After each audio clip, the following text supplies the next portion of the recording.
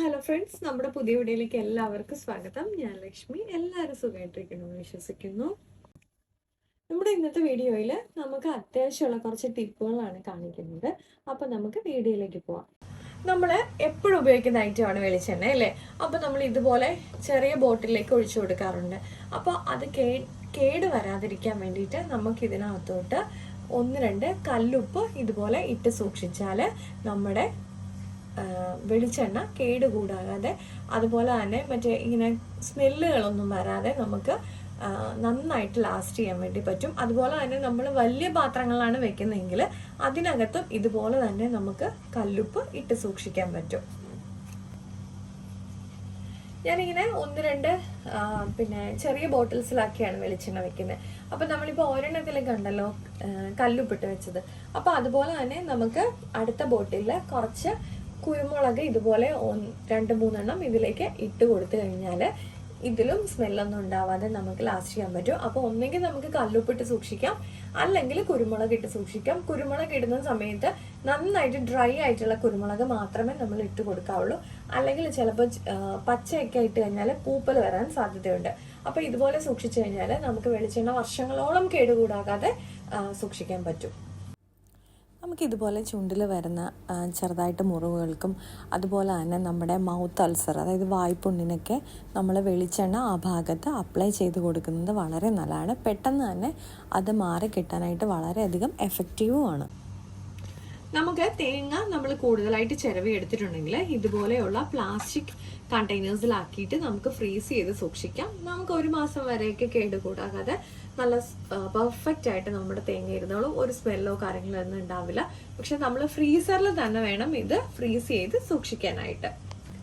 നമുക്കിതുപോലെ അരി നമ്മൾ കണ്ടെയ്നറിൽ ഇട്ട് സൂക്ഷിക്കുമ്പോൾ അത് പച്ചരി ആണെങ്കിലും നമ്മുടെ മട്ട അരിയോ അല്ലെങ്കിൽ നമ്മൾ ഉപയോഗിക്കുന്ന ഏത് അരിയാണെന്നുണ്ടെങ്കിലും ഇതുപോലെ നമ്മൾ കണ്ടെയ്നറിൽ ഇട്ട് സൂക്ഷിക്കുന്ന സമയത്ത് ഇതുപോലെ ഉണങ്ങിയ ബേ ലീഫ്, അതായത് കറുവയില നമുക്ക് ഇട്ട് സൂക്ഷിക്കാം.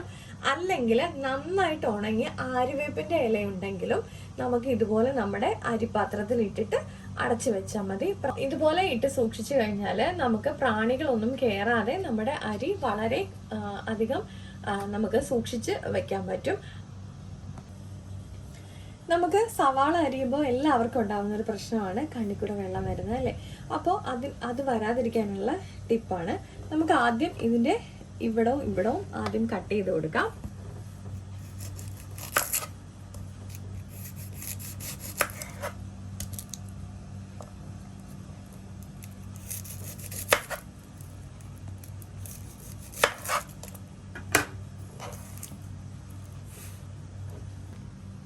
ഞാനിപ്പോൾ ഇത് നമ്മുടെ 2 ഭാഗവും കട്ട് ചെയ്തിട്ട് ക്ലീൻ ചെയ്തെടുത്തിട്ടുണ്ട്.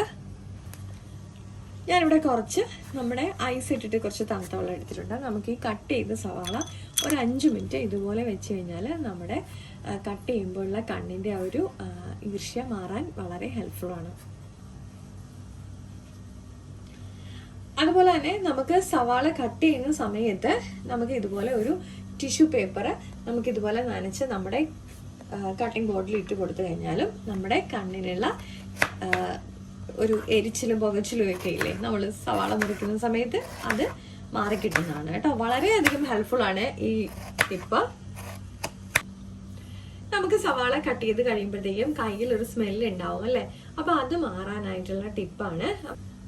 നമുക്ക് സവാളയൊക്കെ കട്ട് ചെയ്തതിന് ശേഷം നമുക്ക് കുറച്ച് ഇതുപോലെ കോഫി പൗഡർ വെച്ചിട്ട് നമ്മുടെ കൈ ഒന്ന് വാഷ് ചെയ്ത് കൊടുത്താൽ മതി. അപ്പൊ നമ്മുടെ കയ്യിൽ ഉള്ള സ്മെല്ല് മാറാൻ വേണ്ടിയിട്ട് വളരെ ഹെൽപ്ഫുൾ ആണ്.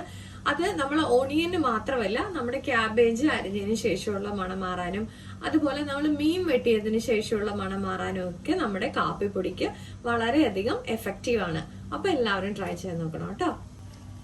നമ്മുടെ പഞ്ചസാര പാട്ടയിൽ ഉറുമ്പ് കയറാതിരിക്കാനുള്ള ടിപ്പ് എല്ലാവർക്കും അറിയാം അല്ലേ? നമുക്ക് ഒന്നെങ്കിൽ ഗ്രാമ്പു ഇട്ട് കൊടുക്കാം, അല്ലെന്നുണ്ടെങ്കിൽ ഒരു കറുവപ്പട്ടയുടെ കഷ്ണമാണെങ്കിലും ഇട്ട് കൊടുത്തു കഴിഞ്ഞാൽ നമുക്ക് ഉറുമ്പ് കയറാതെ നമ്മുടെ പഞ്ചസാര ഇരുന്നോളൂ. അപ്പൊ നമ്മുടെ ഉപ്പിന് നനവൊന്നുമില്ലാതെ നല്ല കറക്റ്റായിട്ട് സൂക്ഷിക്കാൻ വേണ്ടിയിട്ട് നമുക്ക് കുറച്ച് അരിമണി ഇട്ട് കൊടുക്കാം. എന്നിട്ട് ഇത് നമുക്കൊന്ന് മിക്സ് ചെയ്ത് സൂക്ഷിക്കാം. അപ്പൊ നമ്മുടെ ഉപ്പ് അലുത്ത് പോവുകയോ അല്ലെങ്കിൽ അതിൽ ഈർപ്പുണ്ടാവുകയോ ഒന്നും ചെയ്യത്തില്ല കേട്ടോ.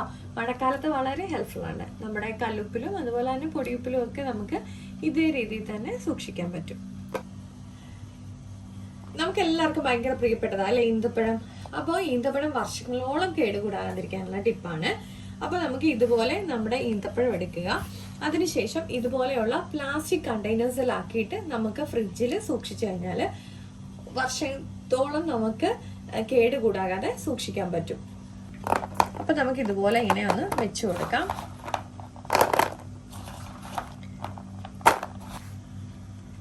ഇതിപ്പോ ഞാൻ നമ്മുടെ കണ്ടെയ്നറിൽ ഫില്ല് ചെയ്തെടുത്തിട്ടുണ്ട്. നമുക്കിനി ഇതൊന്ന് അടച്ച് നമ്മുടെ ഫ്രിഡ്ജിൽ സൂക്ഷിച്ചാൽ മതി. നമുക്ക് കേടുകൂടാതെ സൂക്ഷിക്കാൻ പറ്റും. നമ്മുടെ ശരീരത്തെ ബ്ലഡിന്റെ അളവ് കുറവാണെന്നുണ്ടെങ്കിൽ നമുക്ക് ഇതുപോലെ 3-4 ഈന്തപ്പഴം എടുക്കുക. എന്നിട്ട് നമുക്ക് പാലിൽ മിക്സ് ചെയ്ത് കുടിച്ചു കഴിഞ്ഞാൽ, പാല് കാച്ചി അതിനകത്ത് നമുക്കിത് മിക്സ് ചെയ്ത് കുടിച്ചു കഴിഞ്ഞാൽ നമ്മുടെ ബ്ലഡിന്റെ അളവ് കൂട്ടാനായിട്ട് വളരെ ഹെൽപ്ഫുൾ ആണ്. അപ്പോൾ എല്ലാവരും ട്രൈ ചെയ്ത് നോക്കണം കേട്ടോ. നമ്മൾ കറിക്ക് എടുത്തതിന് ശേഷം നമ്മൾ ഇതുപോലെ വെള്ളരിക്ക ബാലൻസ് വരുവാണെന്നുണ്ടെങ്കിൽ അതെങ്ങനെ സൂക്ഷിക്കണം എന്നാണ് കാണിക്കുന്നത്. നമുക്കപ്പോൾ ബാലൻസ് വന്ന ആ ഭാഗത്തോട്ട് ഇതുപോലെ ഒരു അലുമിനിയം ഫോയിലിന്റെ പീസ് ഇതുപോലെ നമുക്ക് വെച്ച് കൊടുക്കാം. എന്നിട്ട് നമുക്ക് ഫ്രിഡ്ജിൽ സൂക്ഷിച്ചു കഴിഞ്ഞാൽ നമ്മുടെ വെള്ളരിക്ക കേടുകൂടാതെ നമുക്ക് സൂക്ഷിക്കാൻ പറ്റും.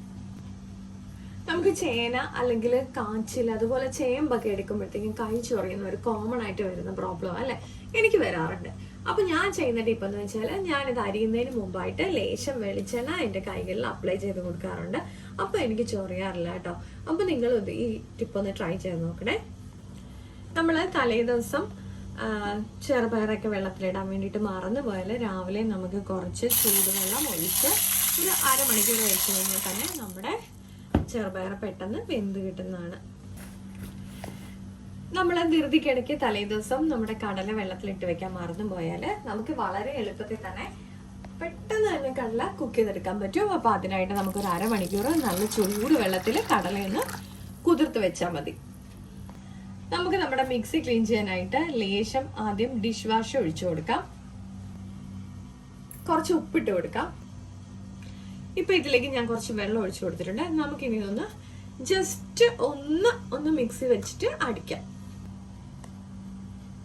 ഇതിപ്പോ ഞാൻ നന്നായിട്ട് ഒന്ന് മിക്സിയിൽ ഒന്ന് ജസ്റ്റ് ഒന്ന് അടിച്ചെടുത്തിട്ടുണ്ട്. നമുക്കിനി ഇതൊന്ന് കഴുകിയെടുത്താൽ മതി. അപ്പൊ നമ്മുടെ എല്ലാ മിക്സിയുടെ ജാറും ആഴ്ചയിൽ ഒരു ദിവസം ഇതുപോലെ ക്ലീൻ ചെയ്ത് വെച്ച് കഴിഞ്ഞാൽ നന്നായിരിക്കും. ഇപ്പൊ ഞാനിത് നന്നായിട്ട് വാഷ് ചെയ്തെടുത്തിട്ടുണ്ട്. ഇത് കണ്ടോ, നല്ല ക്ലീൻ ആയിട്ടിരിക്കുന്ന കണ്ടോ. അപ്പൊ നമുക്ക് ഇതുപോലെ ചെയ്ത് വെച്ച് കഴിഞ്ഞാൽ നന്നായിരിക്കും. അപ്പൊ നമ്മുടെ എല്ലാ മിക്സിയുടെ ജാറും ഇതുപോലെ ഒന്ന് ട്രൈ ചെയ്ത് നോക്കണം. പിന്നെ നമ്മൾ ഉപ്പിടുന്നതുകൊണ്ട് നമ്മുടെ മിക്സിയുടെ ജാറിന്റെ ബ്ലേഡ് മൂർച്ച കൂട്ടാനും വളരെയധികം ഹെൽപ്ഫുൾ ആണ്. അപ്പൊ നമ്മുടെ ഇന്നത്തെ എല്ലാ ടിപ്പുകളും എല്ലാവർക്കും ഇഷ്ടപ്പെട്ടിട്ടുണ്ടെന്ന് വിചാരിക്കുന്നു. അപ്പോൾ ലൈക്ക് ചെയ്യാനും ഷെയർ ചെയ്യാനും കമന്റ് ചെയ്യാനും അതുപോലെ തന്നെ സബ്സ്ക്രൈബ് ചെയ്ത് സപ്പോർട്ട് ചെയ്യാനും മറക്കല്ലേ. നമ്മുടെ ചാനലിൽ ഒരുപാട് വേറെയൊക്കെ നമ്മൾ ടിപ്പുകൾ അപ്ലോഡ് ചെയ്തിട്ടുണ്ട്. വളരെ എളുപ്പത്തിൽ ചോറ് തയ്യാറാക്കാവുന്നതും അതുപോലെ തന്നെ ഹെൽത്തി ആയിട്ടുള്ള റെസിപ്പികളും എല്ലാം നമ്മൾ അപ്ലോഡ് ചെയ്തിട്ടുണ്ട്. അപ്പോൾ ആ വീഡിയോകളും ഒന്ന് കണ്ടു നോക്കണേ. മറ്റൊരു വീഡിയോ കാണും വരെ നന്ദി, നമസ്കാരം.